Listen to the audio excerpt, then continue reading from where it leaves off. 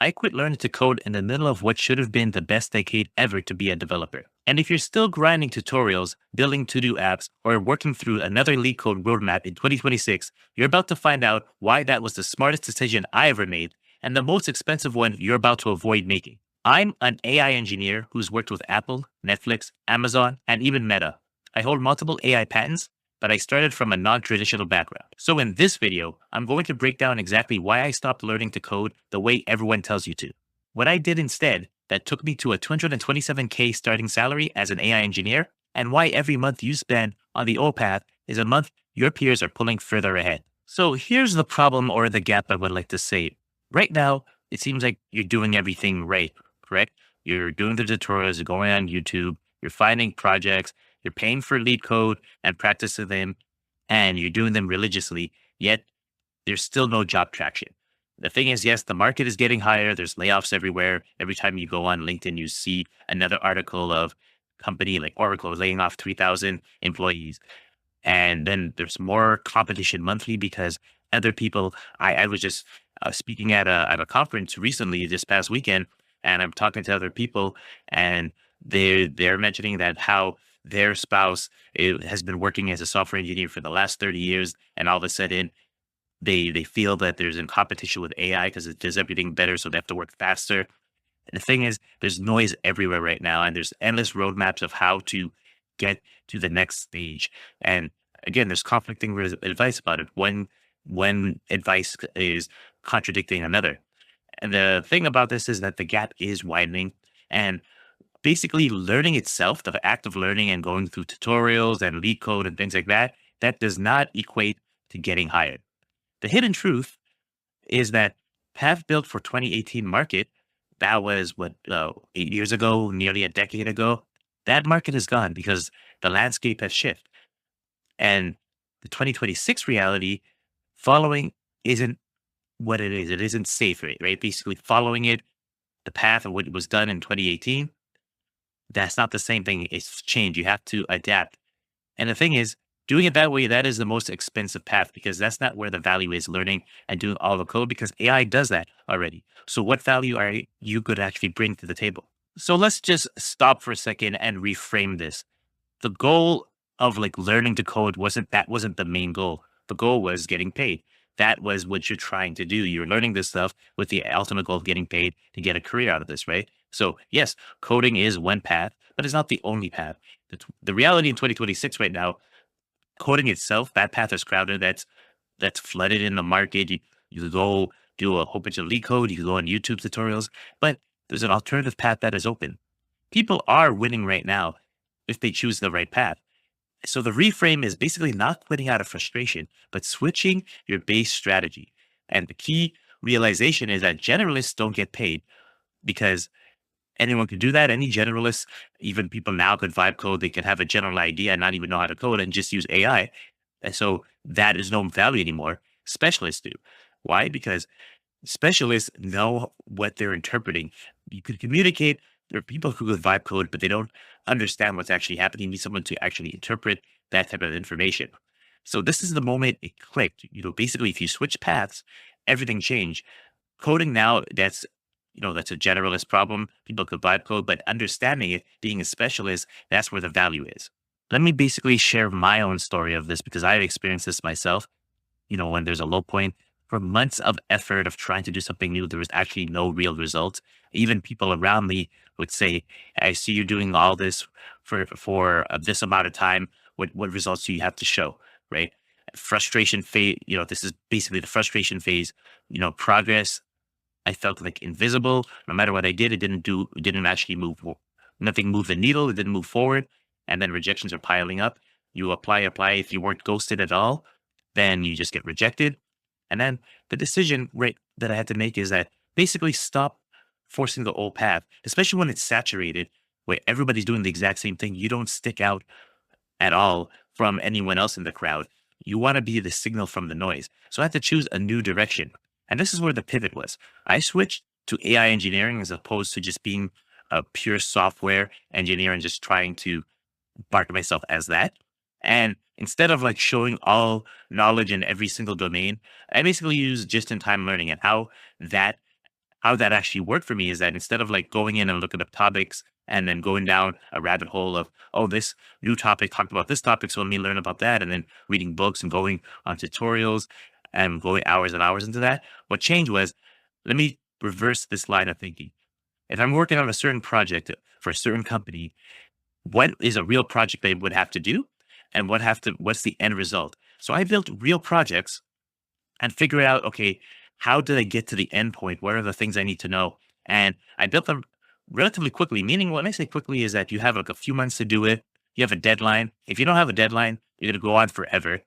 And I was able to do this in months, not years, because as soon as I had something actual tangible that's working for a specific market, for a company is actually looking for, they'll actually understand.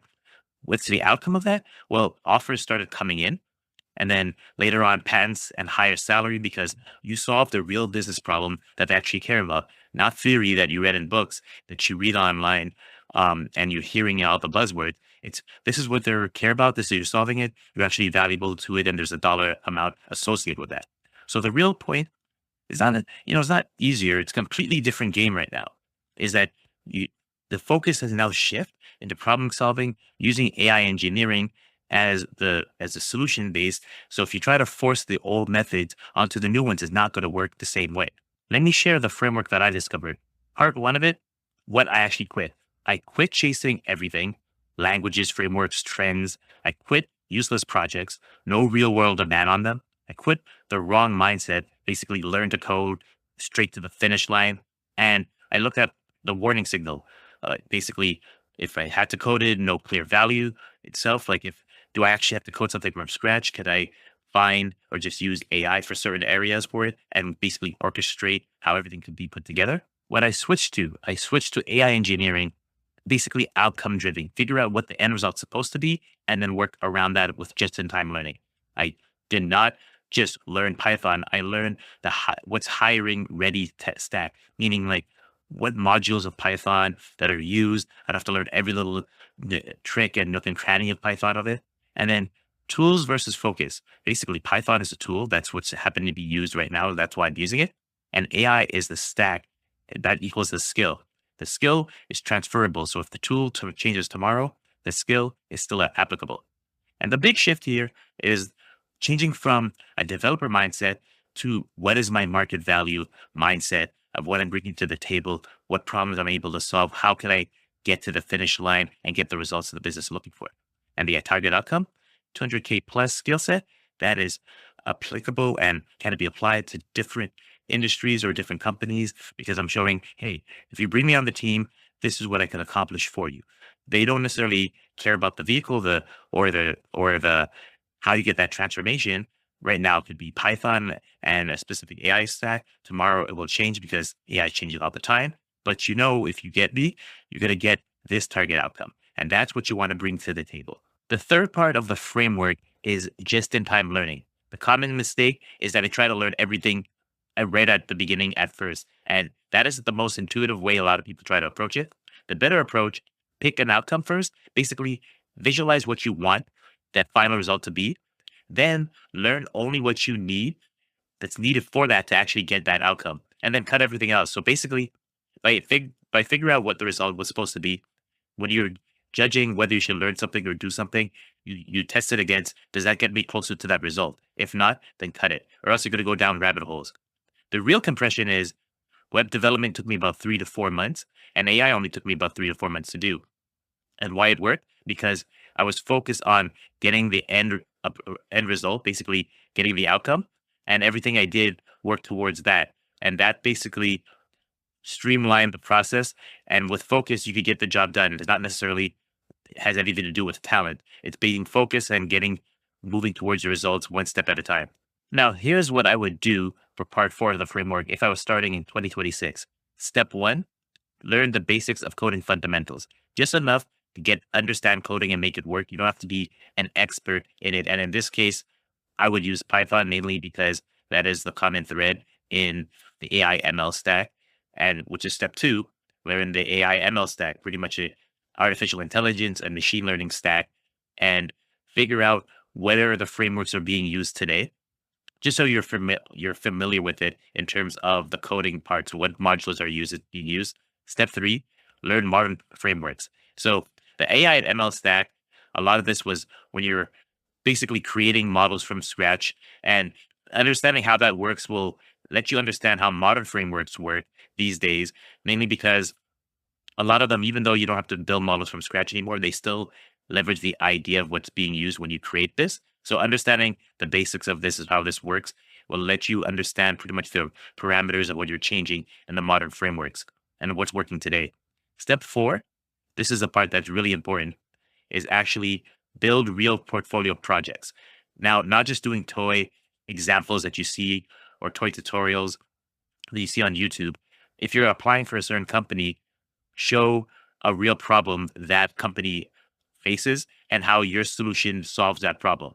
Then step five, now you start doing job applications. This is actually a trick I learned even when back in school days, where I noticed the people that were getting job offers when they were graduating, they actually started applying a year before or even before that. So by time the administrative stuff and the overhead of back and forth, and they actually look at it and start replying back, they're about to graduate, as opposed to the other people who are struggling, they waited till the end when they got the finish their courses and were about to graduate, and then start applying, and then they really felt it because they couldn't find a job for like a year or more, mainly because they have to go and wait. It's not like you apply for somewhere and they reply back to you in like 15 minutes or even a day. So it takes time for them to do it. It takes weeks, months for them to apply. So that's why in step five, I would say here, while you're building out your portfolio, while you're learning these things, you start applying early, even when you don't feel when you're ready, because by time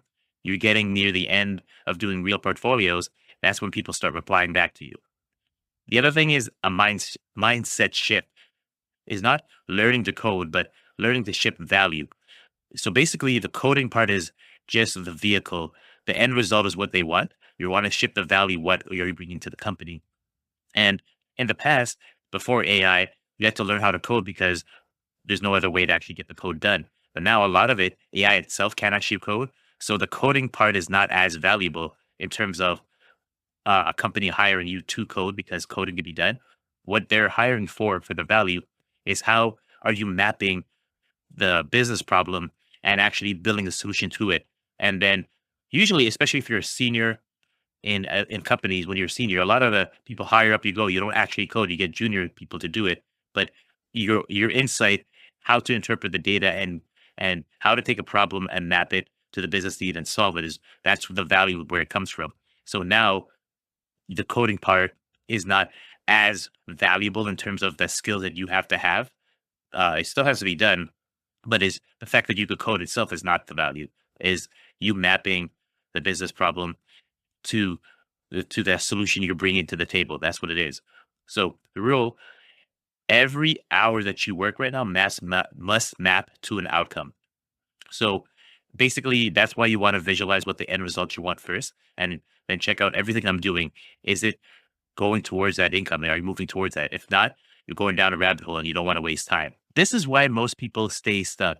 They say, "Well, I already invested time." Well, the thing is, like, nothing is wasted, nothing is transferred, nothing's wasted that you've done before, right? Basically, the skills you've done still transfers over. And the thing is about that is that when you say you've already wasted time, you already wasted time in your own personal craft. That whether you're like a DevOps or a data analyst or a software engineer, software developer, you already basically invested time on that. That's not wasted because in AI engineering, you're still using that, and that's what's going to separate you from someone who's just out of school and just knows the AI part because they don't have the real world experience. So that skill's actually transferred over, right? So you're not restarting, you're just redirecting what you already have and just adding that skills on top of that, right? Some other people might say, I'm not technical enough. The thing is, most people are technical enough to know it. And the reason why they might say that is because if they're looking at the old path of basically getting into AI or ML, they're looking at the math path being a researcher where you have to know calculus, you have to know statistics, you have to know basically linear algebra and how to build all those things together and being all the arts architecture. All these things already exist now. So basically, if you're already working as like DevOps or data analyst or software engineer, you are technical enough to understand this because nowadays you're just putting everything together. The real barrier right now is trying to learn everything, especially if you're trying to do the path from like 10 years ago, where you have to go and learn all the math, build all the architectures yourself, build all the algorithms, test it, then get a powerful computer to get all that stuff to work. Now, the thing is, now a lot of these things already work. The solution to these days is actually just in time learning. So you only learn what matters to get your end goal. That's why it's very important to have an end goal at the beginning before you start. And everything you do, you measure against, is this getting me closer to that end goal? If not, you drop it so you don't go down rabbit holes. Here's the cost of waiting. See, what's happening right now is that there's a career switch from 200K plus offers if you actually switch your career from just being the traditional roles right now. And doing this, no traditional computer science is needed because right now, at this point, skills trumps having credentials, mainly because it's so new. It's kind of hard to have credentials or anything standardized yet. So anyone who's able to do it are the ones getting the opportunities at the moment. Now, the thing is, the cost of waiting, if you don't switch, is right now competing in a shrinking market. If you go on LinkedIn right now, you're seeing every company is laying off a whole bunch of people. I just saw last night another 1,000 employees were laid off at another major company. And now you have, in that case, another 1,000 people trying to apply for the same type of work at other companies who are laying off. So the market is shrinking for that, whereas this one is growing because they're trying to find people who have the skills to do it. But again, credential wise, it's so new, they can't standardize it at the moment. And the timeline reality right now, again, it's so new. Credential wise, there's no standard at the moment. You have probably about 12 months opportunity at the moment, not a 5-year plan, because in about a year, things are going to start standardizing, stabilizing, because they're going to see, okay, we know what works, what doesn't. And certain people have a certain baseline of skills. So they're going to start asking for more minimum skill sets, start making you do code tests or reviews, or have a lot more formal process to filter people out. Whereas if you could prove that you have the skills right now, it's a lot easier to get in because there's no benchmark to compare against, and you don't have any competition because everyone is still competing in a shrinking market right now. Here's your next step. If you want to make this switch and you want the exact path, there's a link in the description. What it is a 6-step system and showing you a 200K plus AI roles and how that's achieved. Who is this for? It's for people who are in their mid-level career right now. That's basically, you can do it if you're a complete beginner, except that the runway be a lot longer. And I have shown this to interns before because I work with a local college here, and every semester they send me interns. I just find that the runway is a lot longer. Whereas showing people who already work in the industry, it's a lot easier for them to pick up because they already have experience if they're already mid-career professionals. So they're just gaining on and repositioning or redirecting their skills that they have right now towards AI and seeing career bumps in their actual salary. So if you want to know that roadmap and what is a 6-step system, the link is in the description.